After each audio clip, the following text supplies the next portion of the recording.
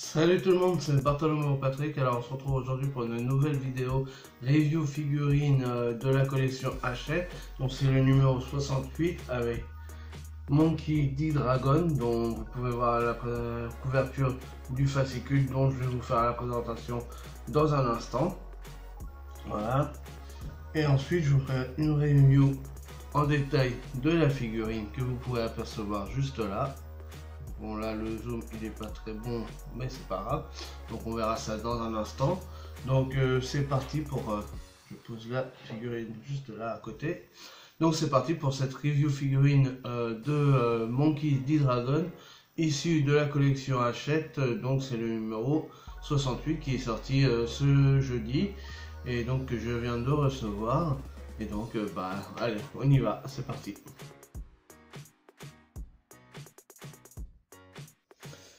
Alors, la collection officielle One Piece, donc là, numéro 68. Donc, dans ce numéro, la figurine de Dragon plus le poster. Donc, Dragon, le leader de l'armée révolutionnaire. Donc, toujours le logo de la Toei Animation. Et de l'autre côté, le logo de Hachette. Donc, ça, c'était pour la page de couverture du fascicule. Donc, ensuite, nous avons tous ceux qui ont participé à cette collection, hein, et voilà comme d'habitude. Donc One Piece, le sommaire numéro 68, donc la figurine Dragon, le poster le mystérieux révolutionnaire et le personnage Dragon. Donc là on a toujours les Mugiwara version Trader Bark. Donc là on passe à une présentation un petit peu plus détaillée de la figurine. Alors Dragon, voici le célèbre et charismatique leader de l'armée révolutionnaire, Monkey D. Dragon. Dragon a les cheveux noirs, mi-longs et ébouriffés. Un tatouage tribal rouge figure sur le côté gauche de son visage. Le foulard blanc qu'il porte autour du cou est la seule touche claire de sa tenue. Ses bras croisés lui donnent un air particulièrement autoritaire. Il est sobrement vêtu d'une cape vert kaki, d'un pantalon et d'une veste de couleur sombre. Donc là on a la fiche d'identité, Monkey D. Dragon, c'est son nom. Sa fonction, leader de l'armée révolutionnaire. Âge inconnu, affiliation armée révolutionnaire. Donc l'âge à mon avis, moi je dirais qu'il a autour des 40-45 ans. Par rapport à Monkey D. Garp qui doit avoir 65-70 ans, le FIC en a 19 maintenant, donc ça fait 20 pour les 70, donc il doit être entre les deux, donc je pense qu'il doit avoir 45 ans à peu près. Donc, mais c'est juste une estimation puisque ça n'a jamais été donné. Donc là après, comme on a pu le voir, on a le poster, donc voilà. Donc, franchement le poster est vraiment classe. Donc avec écrit Monkey D. Dragon, The Mysterious Revolutionary. Donc franchement non, il est super classe avec le logo derrière de l'armée des révolutionnaires. Donc qui reprend son tatouage tribal. Donc avec la carte du monde de One Piece juste en fond. Franchement pas mal du tout. Ça aurait été bien aussi qu'on ait un petit peu les membres de son équipage, mais ils vont en parler juste après. Donc non, mais sinon le poster, ouais, avec le point levé à la façon Che Guevara. Donc franchement pas mal du tout le poster. Hop là, donc on passe à la fiche du personnage. Alors, Dragon. Monkey D. Dragon est le père de Luffy et le fils de Monkey D. Garp. Farouchement décidé à renverser l'ordre instauré par les nobles mondiaux, il est sans aucun doute l'un des personnages les plus dangereux aux yeux du gouvernement mondial, ce qui fait de lui l'homme le plus recherché. Dragon est un homme très mystérieux que très peu d'individus ont eu le privilège de côtoyer. Leader charismatique. Animé d'un amour de la liberté et d'une foi en son propre destin hors du commun, Monkey D. Dragon est un homme énigmatique dont la personnalité et les pouvoirs restent peu connus. Son but ultime étant de renverser le gouvernement mondial, il met un point d'honneur à prévenir ses subordonnés que sa cause n'est pas sans danger.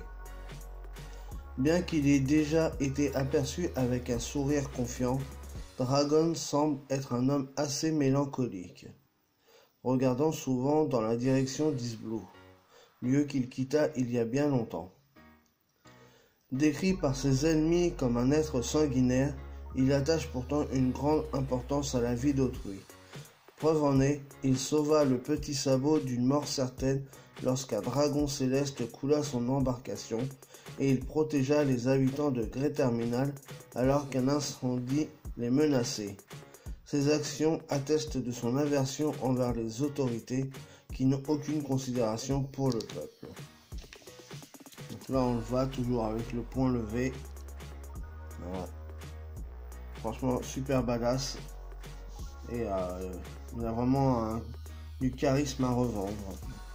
Donc là on a un peu les membres de l'équipage de l'armée des révolutionnaires. Hein. Donc là on a Emporio Iwankov, Bartholomew Kuma, donc mais maintenant il en fait plus partie puisqu'il a été reprogrammé par le docteur Vegapunk, hein, et donc sa dernière mission c'était de protéger le Sunny à Sabondi pendant les 2 ans d'absence de Mugiwara. Donc maintenant c'est devenu une machine de guerre avec les pacifistas pour le gouvernement mondial. Donc là on a Hak qui est un homme poisson proche de Jinbei, et là on a Koala qui est proche aussi de Hak et qui a appris les techniques des hommes poissons qu'on a pu voir durant l'arc Dressrosa. Et en fait on se rend compte que Koala en fait c'était la petite fille qui était aux côtés de Fisher Tiger et qui avait été sauvée justement par lui par les aux nobles mondiaux. Voilà. Donc, mais bon, je pense que si vous avez suivi les aventures de Luffy et de ses compagnons, vous savez un peu l'histoire et tout ça. Et donc là, on a Sabo aussi, donc qui a récupéré le Merameranomi de Ace durant l'arc Dressrosa justement. Dragon a su s'entourer de combattants hors du commun, Emporio, Kuma, Hak, Koala et Sabo. Donc voilà, bon, ça reprend un peu tout ce que je viens de dire. Et là, dans le petit texte, ça reprendra un petit peu ce que je viens de vous dire aussi également. Mais c'est pas grave, on va vous le lire comme d'habitude. Alors, l'invincible Armada. Grâce à son organisation tentaculaire, l'armée révolutionnaire se fait rapidement connaître à travers le monde. Peu à peu, les mystères qui l'entourent se dissipent et quelques-uns de ses membres se dévoilent. En effet, Dragon a su s'entourer d'alliés puissants pour mener à bien son intrépide mission. On retrouve à ses côtés l'inénarrable Emporio Iwankov, la fameuse reine du royaume de Queue d'Étrave, qui semble être très proche de Dragon et qui est l'un des commandants de son armée. Bartholomew Kuma, quant à lui, a été vu aux côtés de Dragon avant son opération par le docteur Vegapunk, mais à ce jour, leur relation demeure un mystère. Sabo, qui doit la vie sauve à Dragon, est devenu le numéro 2 de l'armée révolutionnaire. Déjà excellent combattant, il est à présent le possesseur du fruit des flammes, donc le Merameranomi, hein, le fruit de Ace. Sa puissance est donc un atout de taille. On y retrouve également Hak, un homme poisson proche de Jinbei et maître du karaté amphibien. On a pu l'apercevoir au Colisée Corrida à Dressrosa, aux côtés de Koala. Cette dernière est une jeune femme qui, enfant, a côtoyé l'équipage des Pirates du Soleil et qui est à présent instructrice du karaté amphibien chez les révolutionnaires. Et enfin, tel père, tel fils. Garp, Dragon et Luffy, un air de famille combatif. On ne connaît pas la nature de la relation qui unit Monkey D. Garp à son fils Monkey D. Dragon, ni celle entre Dragon et Luffy. Cependant, alors que Luffy était en grande difficulté face à Smoker à Lockdown, son père est venu le secourir, lui évitant d'être capturé. À la vue des derniers exploits de son fils, Dragon semble estimer qu'il est assez grand pour se débrouiller seul. D'ailleurs, ce qui est marrant, c'est qu'on ne connaît pas la femme de Garp, tout comme on ne connaît pas la femme de Dragon, donc les mères respectives des uns et des autres. Donc forcément qu'elles ont quand même des rôles importants, puisque quand même elles ont engendré une famille quand même assez puissante, hein, avec Garp, Dragon et Luffy. Donc reste à savoir si on aura l'occasion de les voir un jour, mais peut-être quand on aura des informations un peu plus en détail sur l'armée révolutionnaire et sur justement Dragon. Et donc dans 15 jours, le prochain personnage, ça sera Sabo, donc voilà, avec son logo.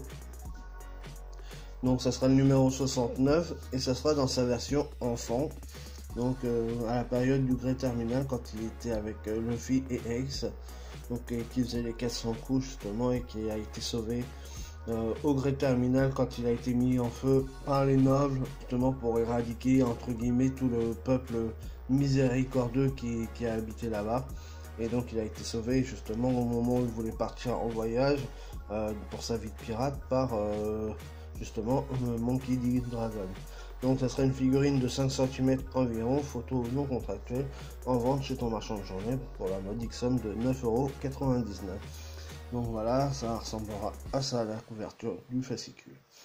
Donc ça c'était pour justement ce fascicule de cette semaine.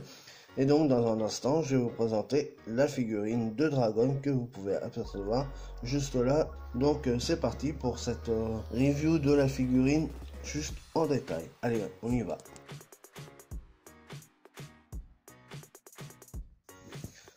Donc voilà la figurine, comment elle se présente, hein. Donc on va faire un petit aperçu. Voilà, on va regarder ça en détail. Donc franchement, le visage il est pas mal fait. Mais voilà, moi je trouve que il fait pas peur. C'est quand même un personnage super badass, super charismatique. Et je sais pas, j'ai une impression de... voilà, il est fade, le visage est fade je trouve. Il est bien réalisé, hein, mais je sais pas, il manque quelque chose. Bon, les oreilles, elles sont pas travaillées jusqu'au bout. Voilà, c'est pas travaillé jusqu'au bout, donc c'est dommage. Bon, son tatouage sur le côté, il est super bien fait par contre. Voilà, les petits poils de barbe sont pas mal du tout. Les cheveux, ils sont bien faits aussi, hein, on voit bien tout le travail qui a été fait. Donc ça, là-dessus, c'est pas mal. L'écharpe, ok, il n'y a pas de souci.